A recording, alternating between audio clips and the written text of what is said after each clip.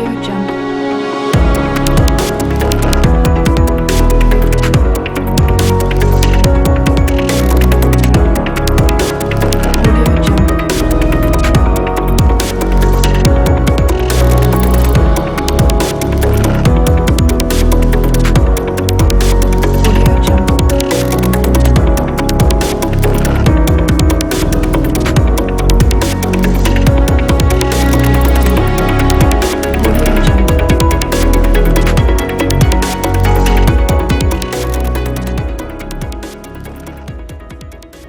Estamos conversando este día con Glenda García.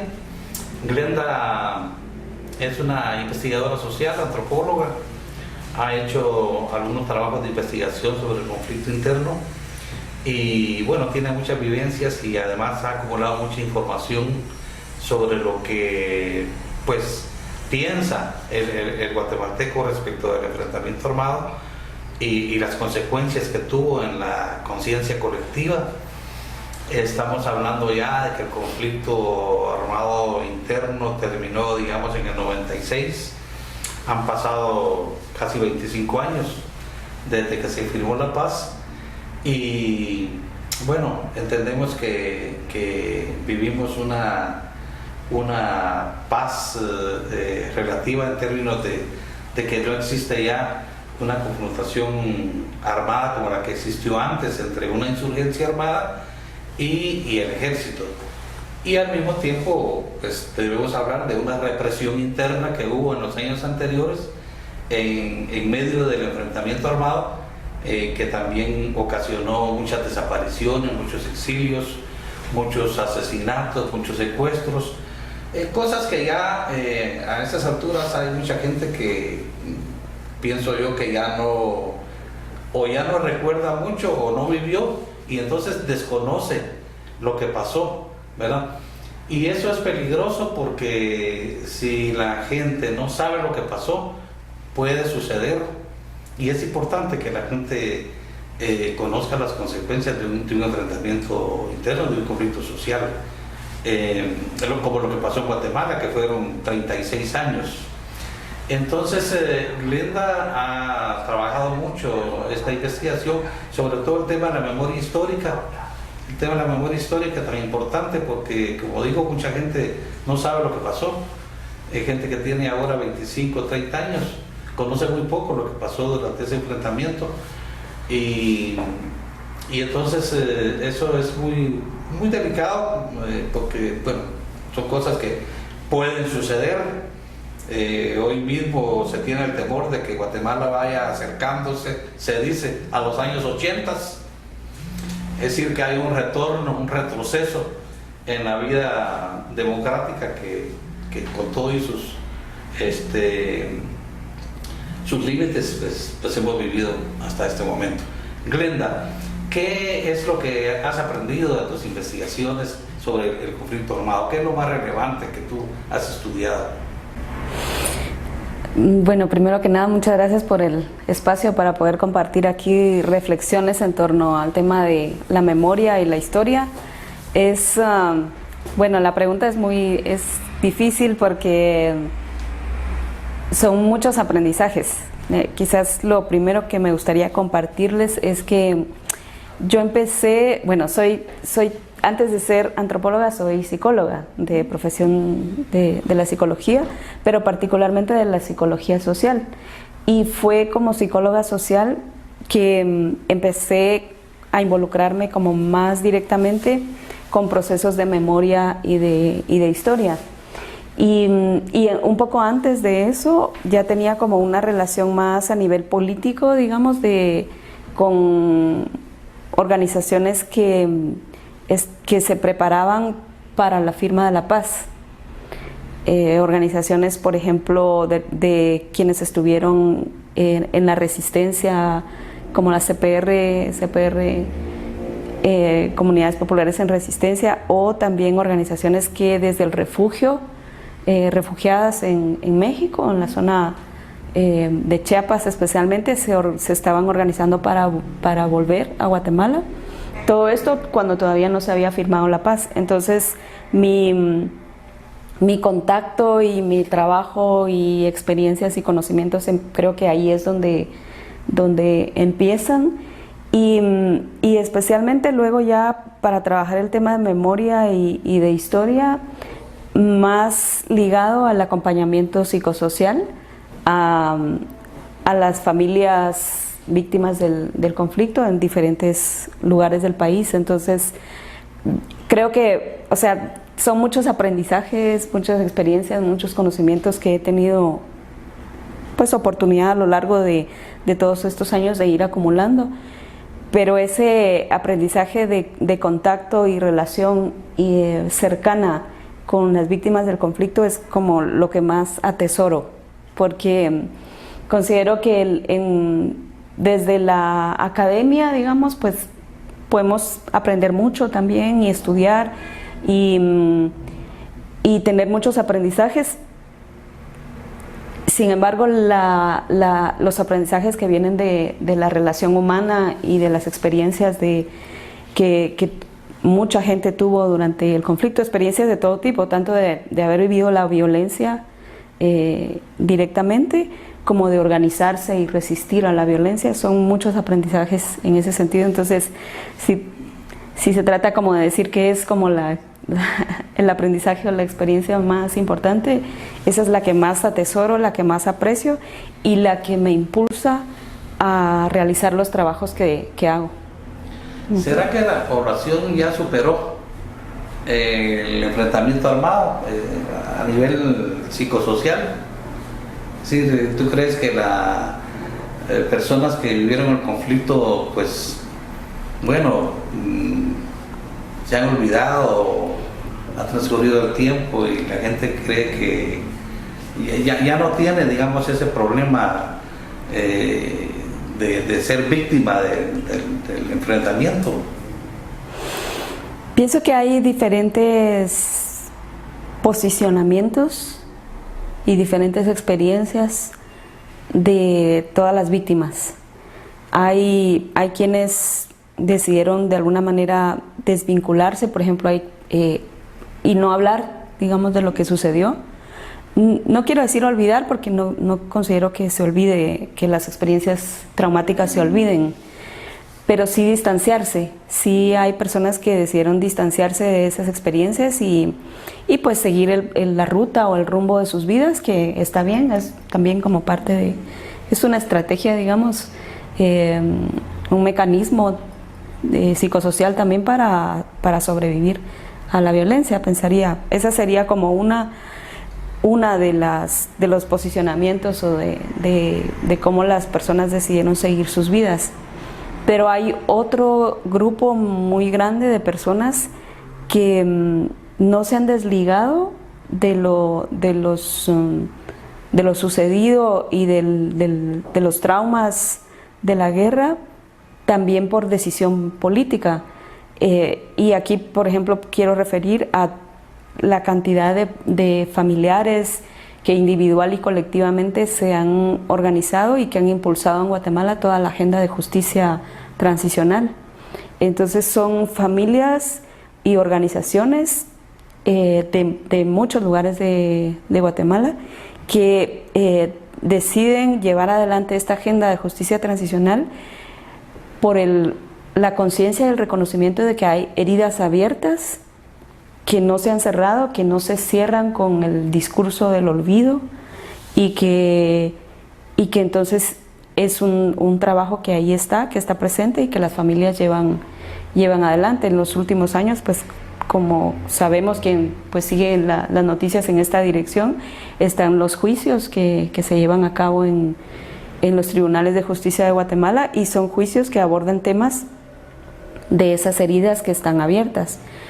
Una, por ejemplo, que es la desaparición forzada, que es, como se explica, digamos, en la jurisdicción, es de los crímenes que no se cierran nunca hasta que se sepa el paradero de las víctimas.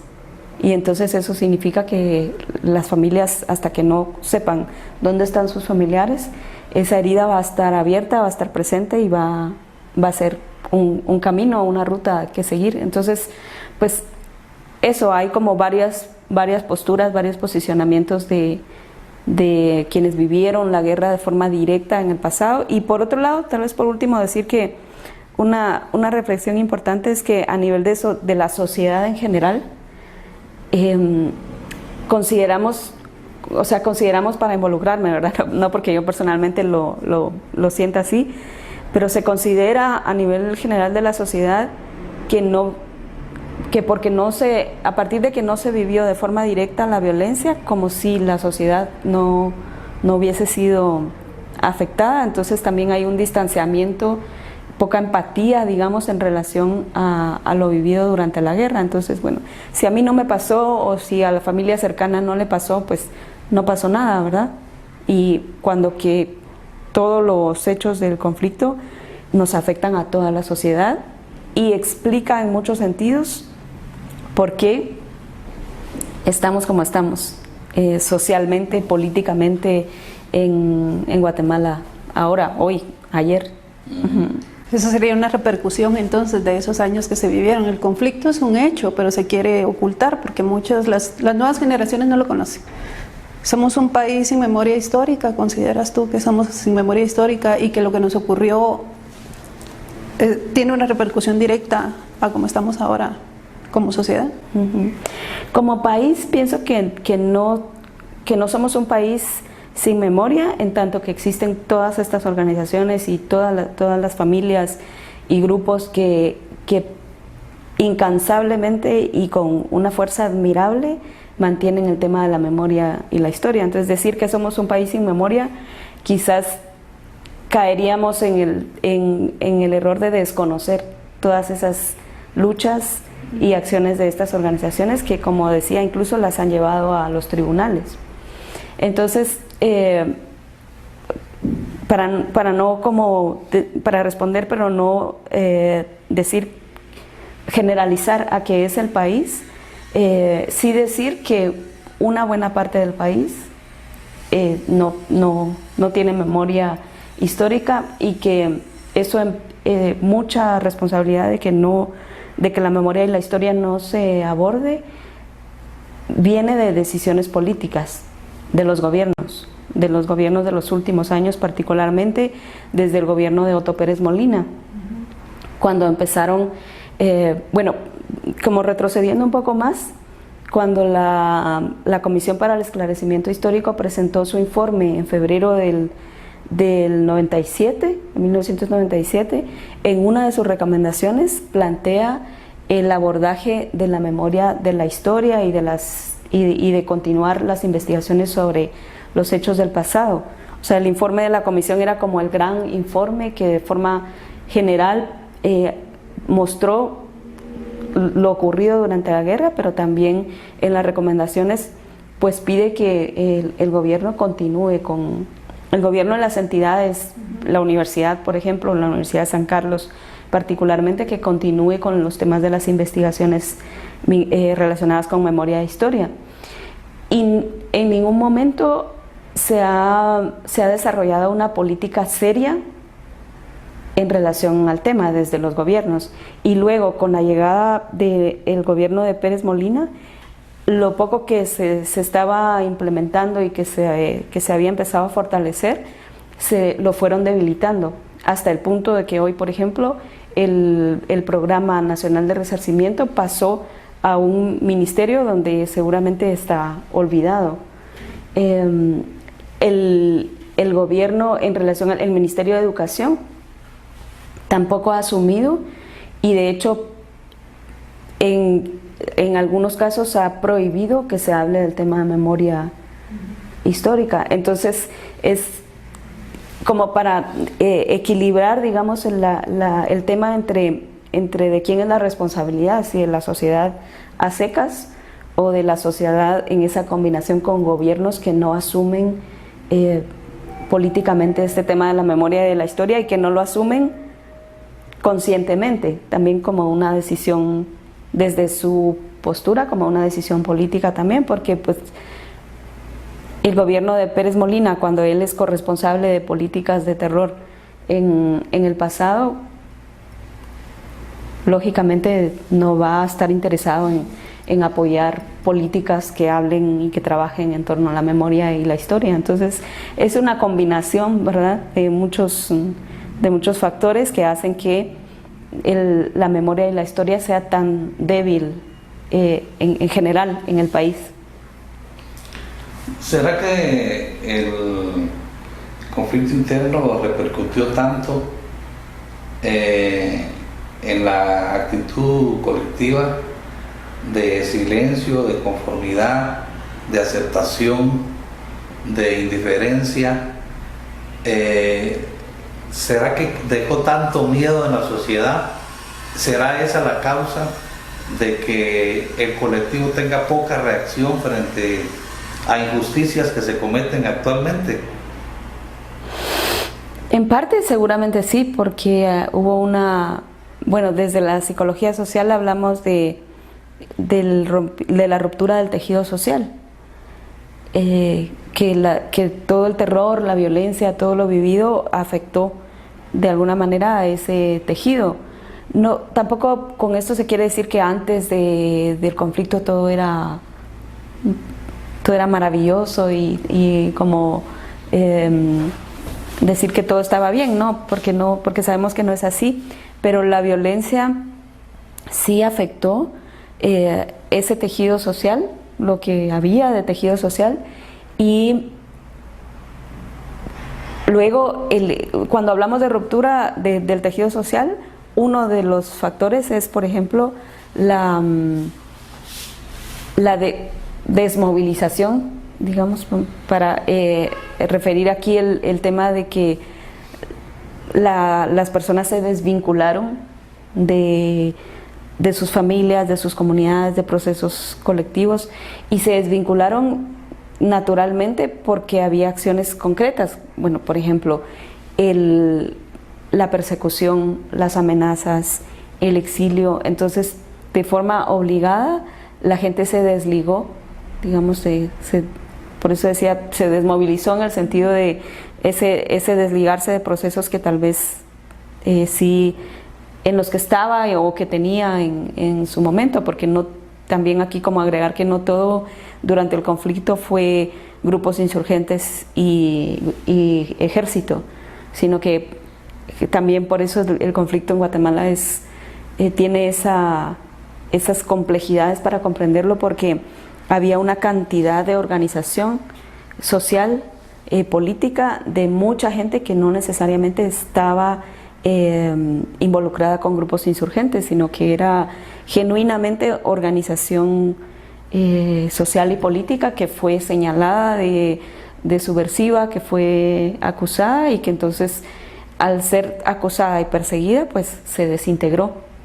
Entonces esa desintegración creo yo que es lo que explica de alguna manera el silencio, el miedo naturalmente. Si la gente está amenazada, acusada, pues lógicamente va a buscar cómo resguardarse, y entonces lo que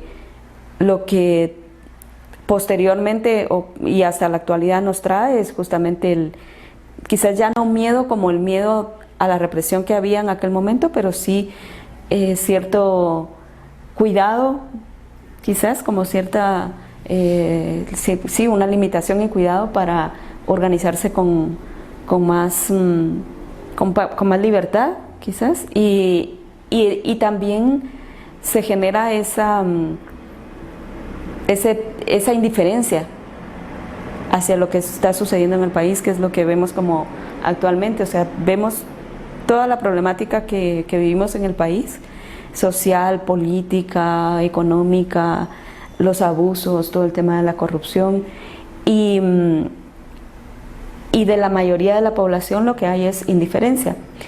Sin embargo, lo último que quisiera comentar también es que esa indiferencia también tiene explicaciones, creo yo, socioeconómicas, porque mucha gente, la mayoría de gente en las condiciones que tenemos en Guatemala, las preocupaciones son cómo sobrevivir el día, la semana, el mes, antes que poder ocuparse de cuestiones políticas. Entonces también, y eso que se agudizó, hay como un traslape, digamos, en Guatemala, entre que logramos la suscripción de la paz, logramos que se firmara la paz. Entramos entonces a un periodo en el que se esperaba que fuera diferente y que nos recuperáramos, digamos, de todo lo vivido durante la guerra, pero a la vez en que se firma la paz vienen todas las políticas neoliberales impulsadas desde fuera, que lo que hicieron es agudizar esos problemas económicos. Entonces, aún antes de la firma de la paz en Guatemala, ya habían medidas de privatización que nos afectaron, la energía, por ejemplo, la Guatel, que fue también una de las privatizaciones que se dieron antes de la firma de la paz. Entonces, esa combinación hace que pues también que haya indiferencia, porque la gente está preocupada por cómo sobrevivir. Ahora, bueno, ya justo en estos días, ¿verdad? El tema el aumento de la gasolina, como nunca, creo yo, en los últimos 20 años. El transporte público. El transporte público, si hablamos del... es todo, o sea, toda esa combinación, ¿verdad? Que el aumento de la gasolina y no hay transporte público. ¿Cómo hacemos para movilizarnos? No hay ciclovías tampoco.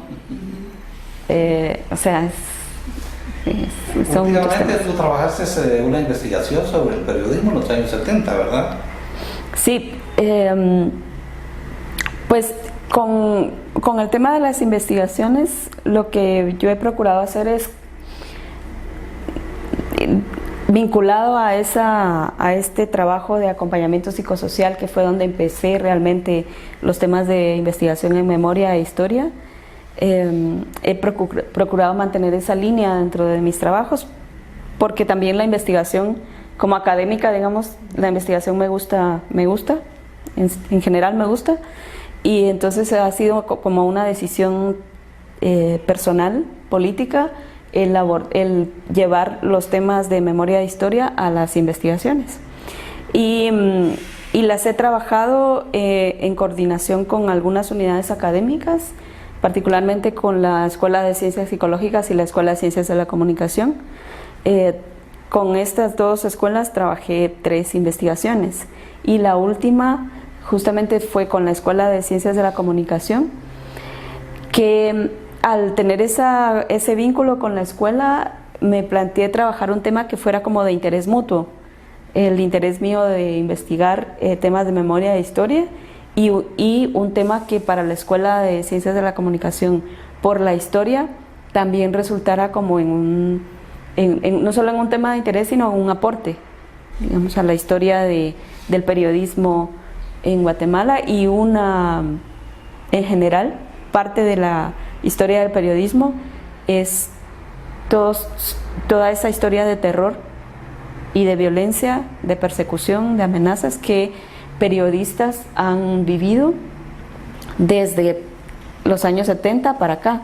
Antes también encontré en esa investigación, algunos casos, pero particularmente de los años 70 al 96, que fue la investigación, los casos, el total de los casos registrados pasan 160 víctimas directas, entre víctimas de asesinatos, de desaparición forzada y exilio. Son como los 3 crímenes que más se presentan en los casos de esta investigación.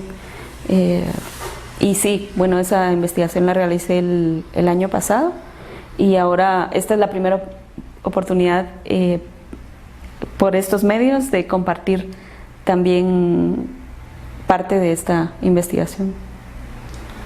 Sí, bueno, la situación de la prensa en esos años fue bastante difícil. Hubo muchos casos de asesinatos, secuestros, desapariciones también, que periodistas que fueron secuestrados y nunca aparecieron. Fue el caso de Abner Recinos, es uno de los varios casos, y muchos periodistas que salieron al exilio. Todavía algunos se quedaron viviendo fuera de Guatemala. El caso de Adelfo Sarrazúa, que se quedó viviendo en Suecia, Alfredo Saavedra, que se quedó viviendo en Canadá, y muchos que murieron en el exilio, como Manuel José Arce, Arqueles Morales, Mario Carpio, creo que también murió en Nicaragua. Y fue una situación de represión de todo tipo. Yo mismo tuve casos, estuvo el atentado a la época, la dinamitación de la época, un semanario que publicábamos en el año 88, ¿verdad? Y bueno, desde los años 70 para acá, y me imagino que te adentraste mucho pues en el horror de ese tiempo, ¿verdad? En muchos casos. Sí, también yo creo que es bueno compartir que, pues ya que estamos aquí, agradecer también públicamente que para esta investigación tuve la oportunidad de conocernos con Byron. A partir de la investigación es que nos conocemos, y eso no solo de conocernos, sino que también Byron fue muy generoso en el sentido de que no me conocía, pero me compartió parte de su archivo personal, particularmente la colección de la época, de ese semanario que Byron dirigió a finales de los 80, en el que pues que tuve esa oportunidad de poder revisarlo, ¿verdad? Y tener ahí más contacto con cómo se vivía como todo ese momento.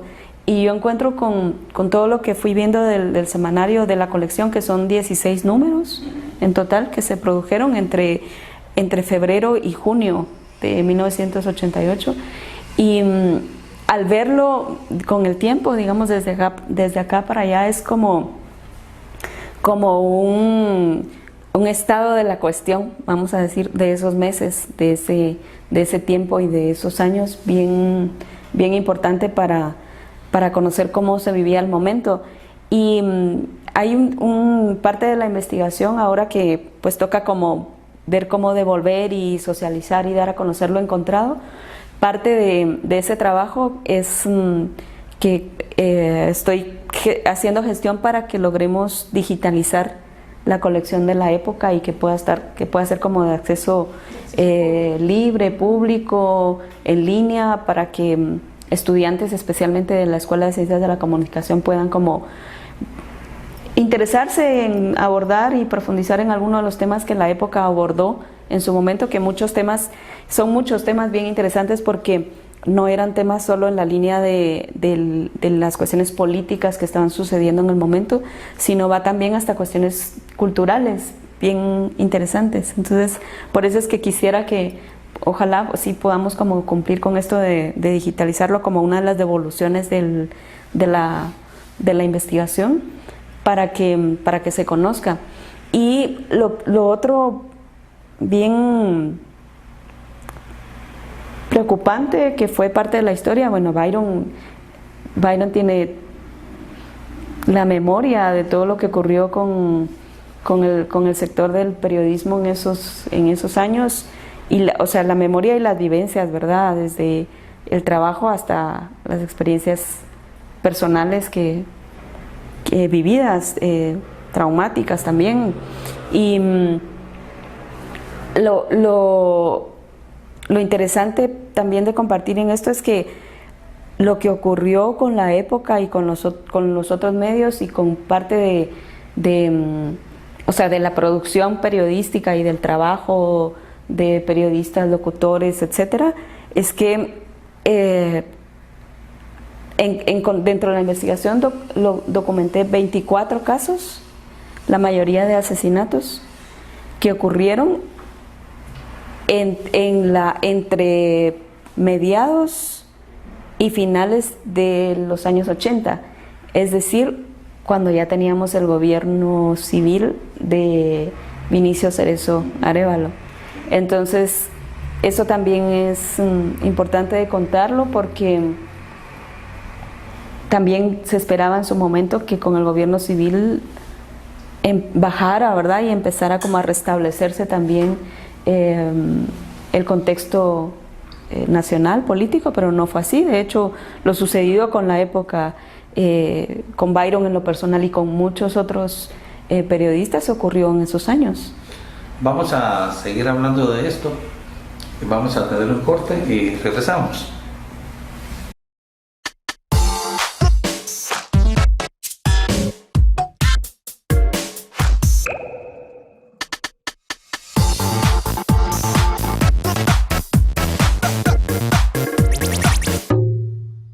Estamos hablando con Glenda García y vamos a abordar en esta parte del programa el tema siempre del periodismo de los años 70 a los años 90, los momentos críticos del periodismo en ese periodo, de muchos asesinatos, de muchos secuestros, desapariciones.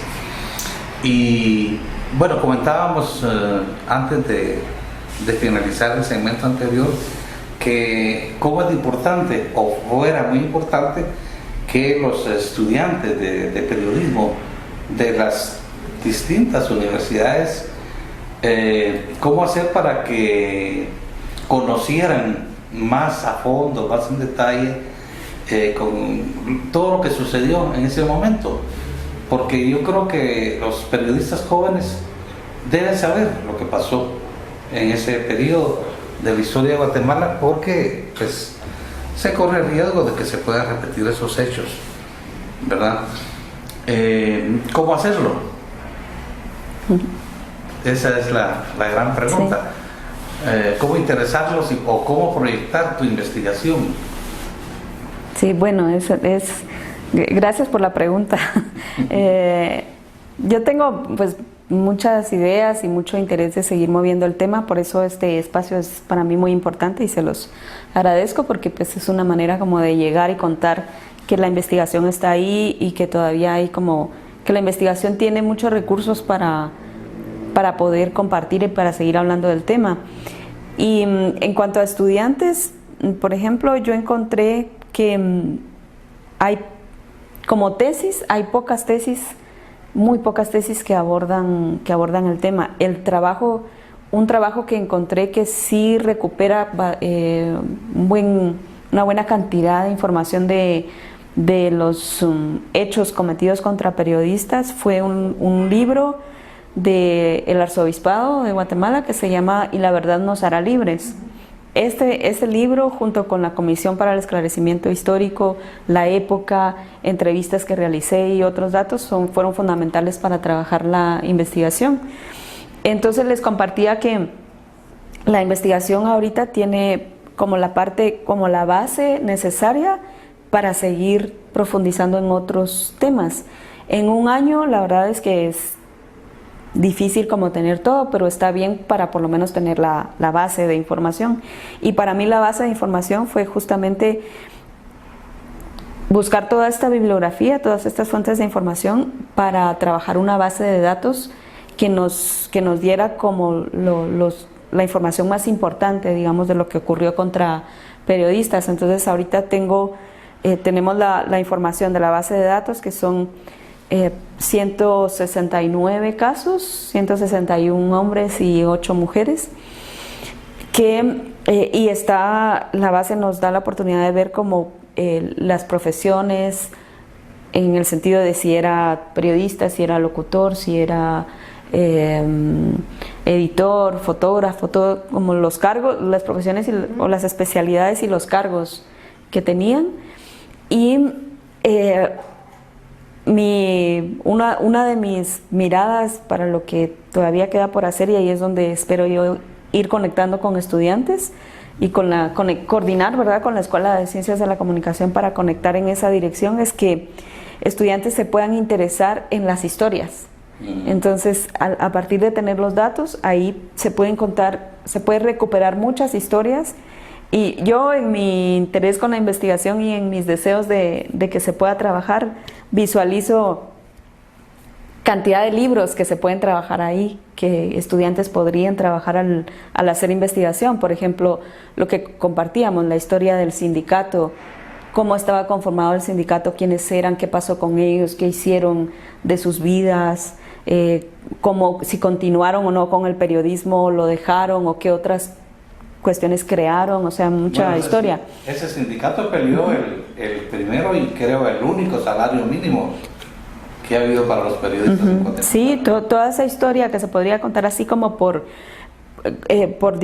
desde distintas miradas e intereses de según estudiantes, ¿verdad? Es como una línea que quiero conversar más con la escuela para que la escuela lo promueva, esta investigación en esta dirección, las investigaciones en esta dirección, porque la otra línea que a mí me interesaría mucho también que se trabaje es la de las periodistas mujeres, quienes eran también, que hicieron el trabajo o de quien más se ha trabajado y se ha escrito en el caso de Irma Flaquer, que de ella sí pues ya hay libros y hay documentales, hay bastante historia que se ha recabado, que está muy bien, pero de los otros casos hay casi nada. Entonces, el caso de Alaide Fopa también es muy particular porque ella misma ya producía y también se ha trabajado como más historia, pero hay otros casos que no, de quienes fueron víctimas de asesinato o desaparición forzada, pero también de las sobrevivientes. Durante la investigación tuve la oportunidad de tener una entrevista con Iduvina Hernández, que a ella también la encontré, o sea, nos conocemos porque coincidimos en espacios de derechos humanos y de memoria en Guatemala, pero como periodista, en su trayectoria, digamos, de periodista, la encontré en la época. Yo la introduje al periodismo a ella. Primero en la agencia que teníamos, que era Servicio de Información y Análisis de Guatemala, que luego se convirtió en Agencia Centroamericana de Noticias, ACENCIAG, y luego La Época. Pero te quería decir que también hay otras periodistas que todavía están vivas.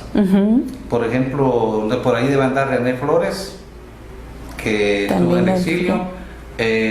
Violeta Alfaro de Carpio, que también estuvo trabajando con Mario Carpio, pues en Infopress Centroamericana. Y había otra publicación que no sé si tú la has ubicado en tus investigaciones, que se llamaba Noticias de Guatemala, donde eran mujeres las que trabajaban.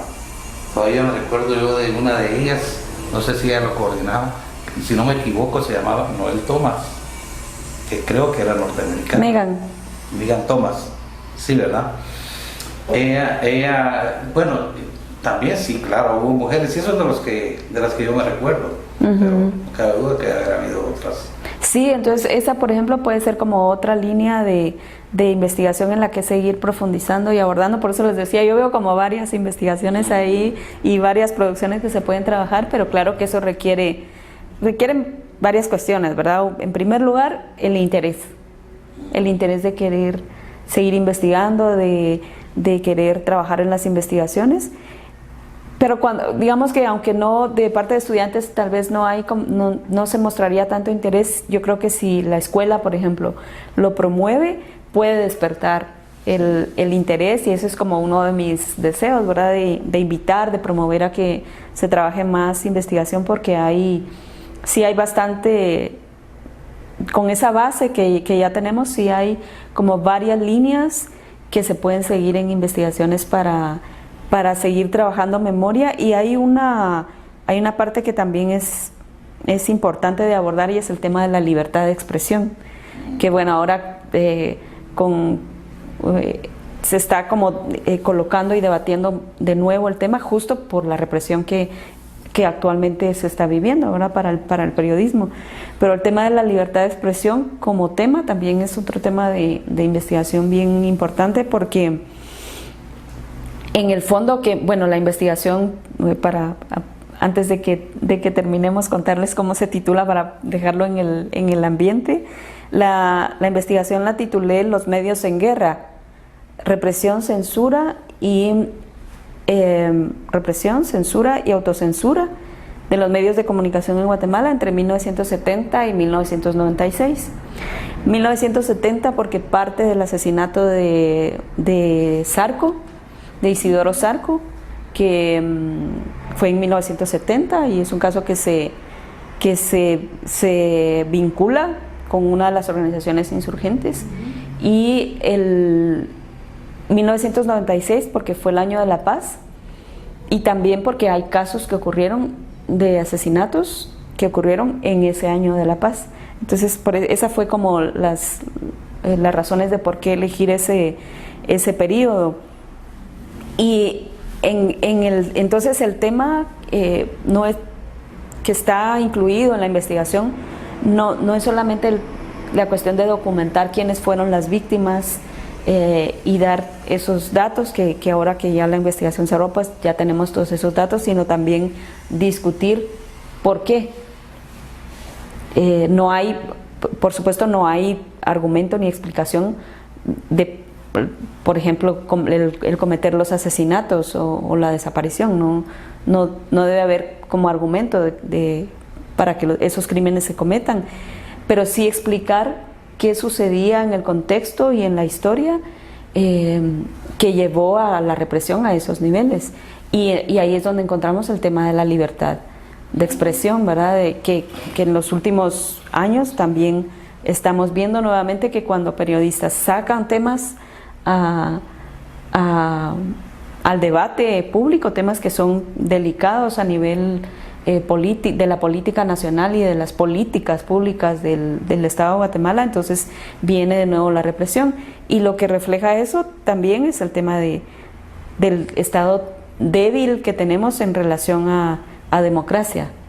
No hay espacios de libertad para poder abordar y discutir los temas, sino que se lleva, o estos gobiernos represores, o dejan que o lo impulsan o dejan que ocurra la represión y no la discusión de los temas que es lo que al final interesa, ¿no? Para, desde periodistas, de posicionar los temas, de documentar, de dar a conocer qué es lo que está ocurriendo en el país. Hablamos de gobiernos represivos, ha sido una palabra constante durante este periodo que nos has estado contando, los 36 años de conflicto armado interno. Del 96 para acá, ¿hay represión, Glenda? ¿Consideras tú eso?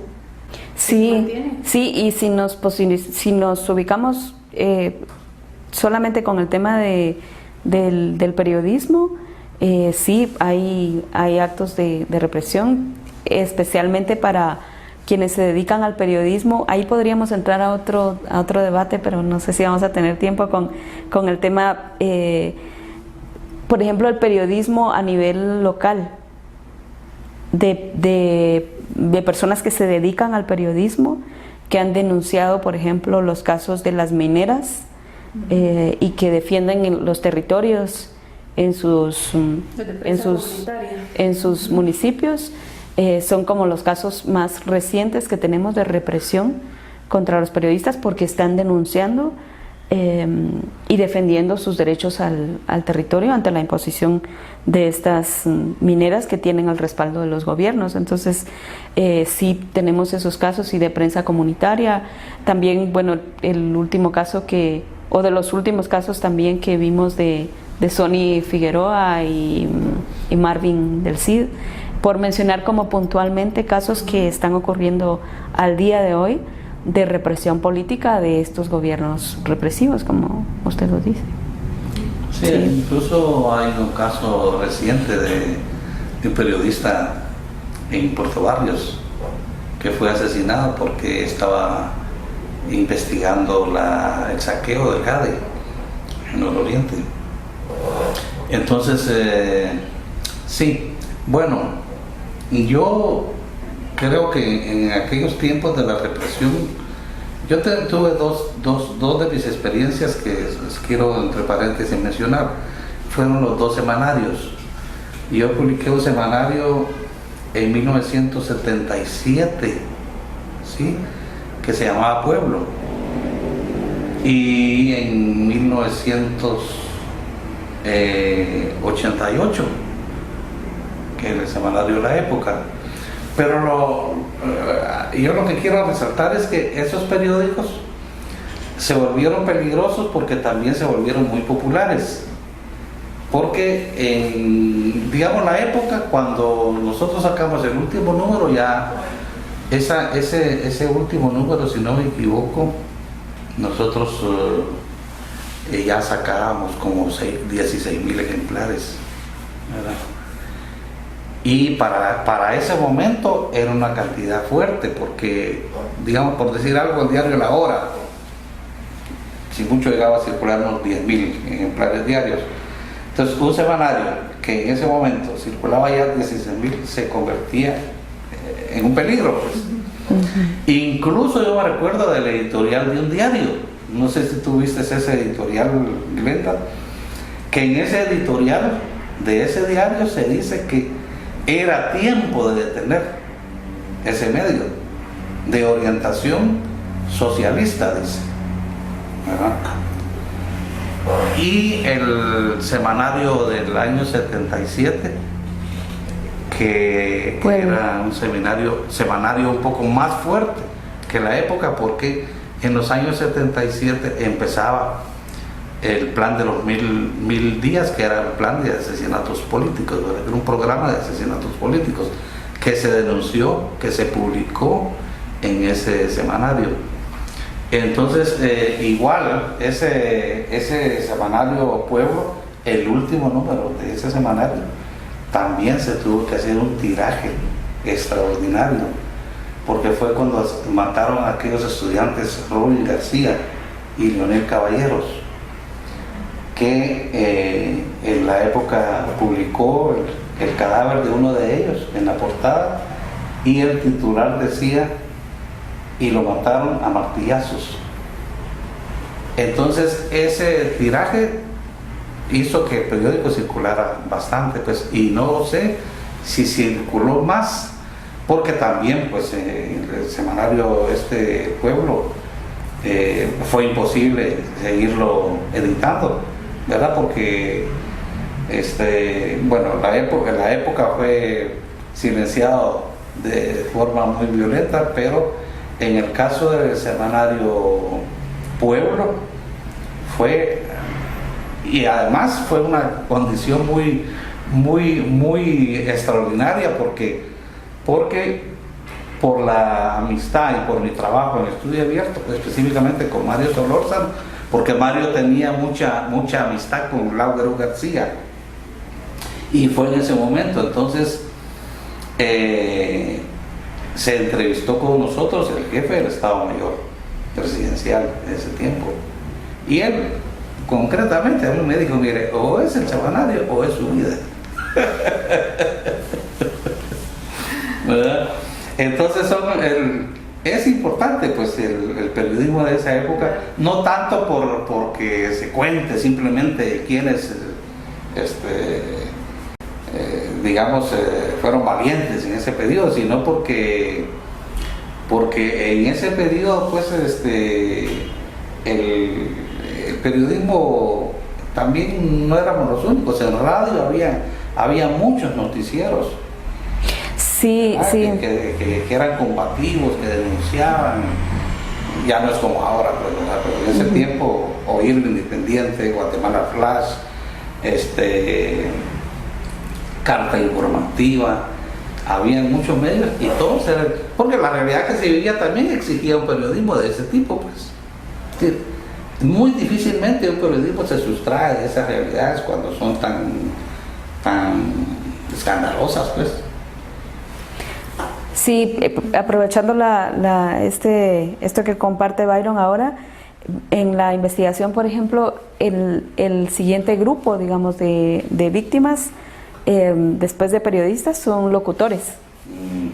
Y son locutores que eran de las radios locales, que la mayoría de las radios locales, o sea, no de la ciudad. Entonces, eso, ¿verdad? Que a nivel local son las radios y locutores que fueron las víctimas pues sí, por esta postura de libertad y de denuncia. Y por eso decía que el tema de la libertad de expresión, creo yo que es un tema importante que bueno, no creo yo, o sea, sabemos que es lo que está como de fondo, ¿verdad? Que planteo en la investigación que al fin de cuentas, durante la guerra, pero que hasta ahora, ¿verdad? Durante la guerra, no solo estamos hablando de las víctimas humanas, que ahí está documentado, sino que la libertad de expresión y la libertad de pensamiento de alguna manera se convierte también en víctima. Y es lo que podemos ver ahora, ¿verdad? O sea, es ese callar y esa represión a que nos expresemos con libertad y a que denunciemos lo que no nos parece del país. Censura y autocensura que muchas veces nosotros mismos nos vamos imponiendo. Yo tuve la oportunidad de trabajar detrás en lo que es una producción, e incluso ahí recibe las famosas o notas pedidas o la llamada, esta nota no va, o esta nota sí va, pero mira, cambiale esto. Entonces sí es algo difícil y que se ha venido manteniendo, ¿verdad? Viene como esa cadena, viene ya como esa costumbre. Y sí, pero ahí con esas dificultades es donde la importancia de reconocer en la historia y ahora el papel del periodismo, de los periodistas que están ahí como denunciando. O sea, para mí, como les compartía, decidí trabajar este tema por el vínculo con la Escuela de Ciencias de la Comunicación.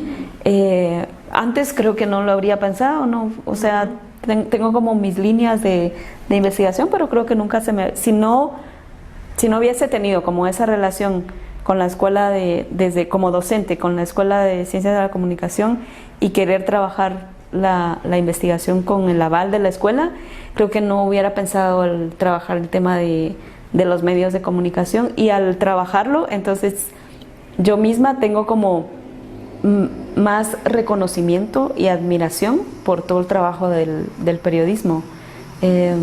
Por eso, ¿verdad? Porque sí es importante reconocer antes y ahora el papel que tienen en la sociedad es muy, muy importante, porque son quienes nos están contando como el día a día qué está pasando, qué realmente está pasando, hablando del periodismo independiente. Y tal vez aquí también quería compartir una cuestión que me encantó de lo que encontré, pues, o sea, me encantó por lo que significa.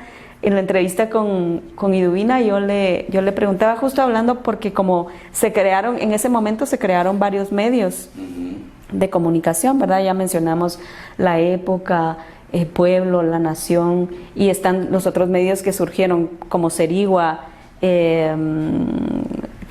también Infoprensa, Infopress, o sea, hay varios medios. Entonces, además de los medios masivos de comunicación que ya conocemos, ¿verdad?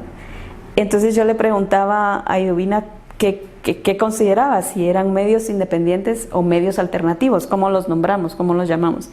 Y ella me respondió algo que me encantó para compartirles, por eso que, bueno, que entonces ella me decía, en ese momento, bueno, primero decía, todos los medios deben ser independientes.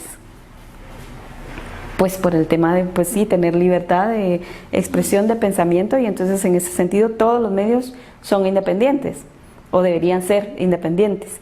Pero en ese momento, por la represión, les podemos llamar alternativos, porque fueron los medios alternativos a través de los cuales conocimos realmente lo que estaba sucediendo en Guatemala en ese momento.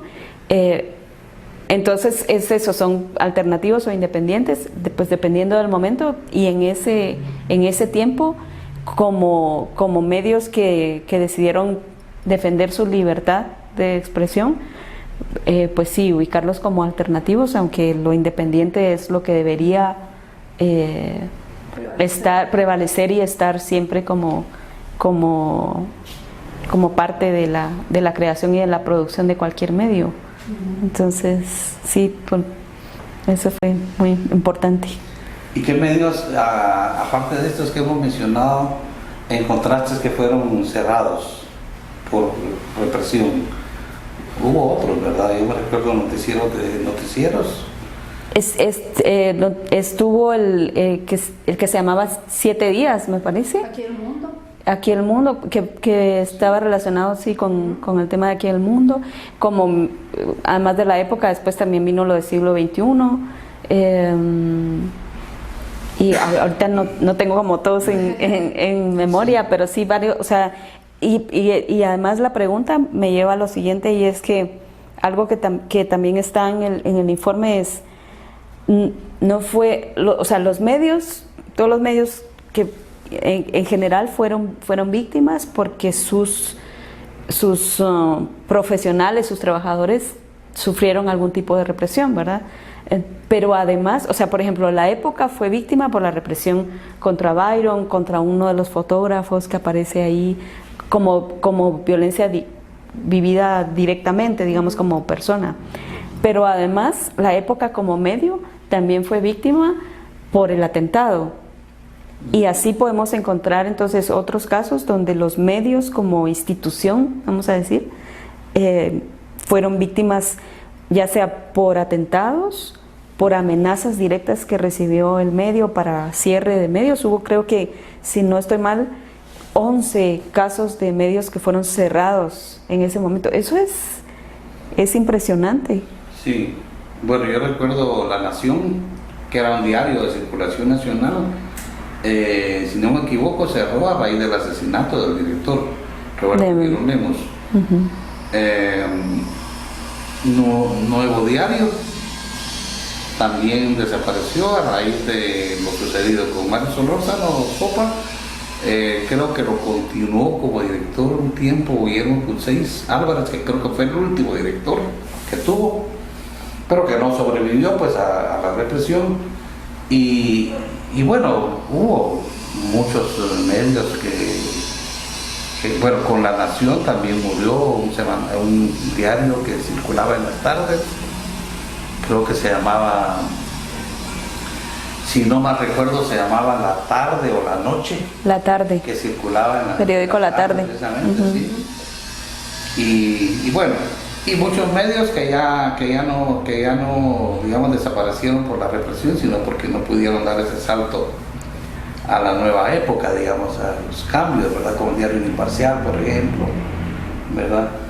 Pero sí hubo muchos medios de radio y de televisión de prensa escrita que sí desaparecieron, pues como resultado de la represión, ¿verdad? Y bueno, sí. Ahora la realidad que tenemos es muy diferente, pues ya los medios, yo a veces digo que antes, en ese tiempo, los diarios, había como 7 diarios, ¿verdad? Ahora solo hay 2 o 3, ¿verdad? Ha cambiado muy radicalmente el periodismo, pero bueno, eso ya será otra historia para más adelante.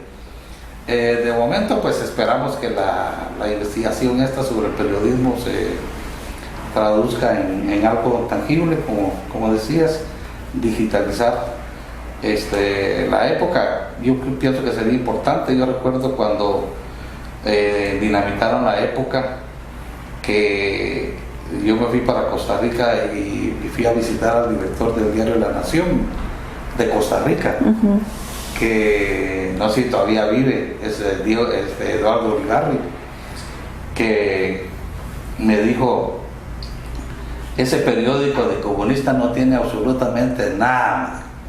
¿Por qué lo dinamitaron? A saber, me dijo. Pero lo que sí nos enseña, me dijo, es que en Guatemala es muy difícil hacer un periodismo independiente y libre. Fue dicho por un cubano que pues no tenía nada digamos, de liberal o de social, sino Sí, eso, perdón por la pero esa fue la acusación que aquí. Sí, pero eso es muy importante, porque justo lo que iba a comentar hace un momento es que Byron decía, era el periodismo que tocaba, el periodismo de denuncia, pero justo lo que yo encuentro en la época, y por eso comenté antes, justo lo que encuentro en la época es que en su estructura es bien interesante, porque tiene la parte nacional, digamos, donde obviamente aborda todos los temas políticos, de coyuntura normal, como cualquier medio tiene que comunicar, pero luego en los siguientes apartados vienen temas bueno, internacionales, de lo que está ocurriendo también en lo internacional, pero también vienen temas de cultura que están relacionados con la literatura, con la pintura, con la poesía, con la escritura de gente de Guatemala, de gente fuera de Guatemala, Entonces, en ese sentido es bien rico, digamos, toda la producción de la época, y por eso decía que yo creo que es muy importante digitalizarla, que no son de ciencias de la comunicación, sino de las otras unidades académicas, de humanidades, por ejemplo, de psicología, de ciencia política, o sea, pueden tener ahí como el material para que desde sus miradas y desde sus marcos teóricos puedan abordar esos temas desde otra dimensión. Entonces, efectivamente, el periódico, la época, el semanario La Época tiene toda esa estructura y toda esa dimensión, que no era solo política y que por eso se argumentara la represión. Sí es. Bueno, pues muchas gracias, Greta, nos da mucho gusto haber compartido contigo. A ustedes, muchas gracias. Programa, ¿verdad? A ustedes. Y esperamos tenerte en una próxima oportunidad por acá, ¿verdad? Muchas gracias, yo encantada. Gracias, Patricia. Y a ustedes. Gracias, jóvenes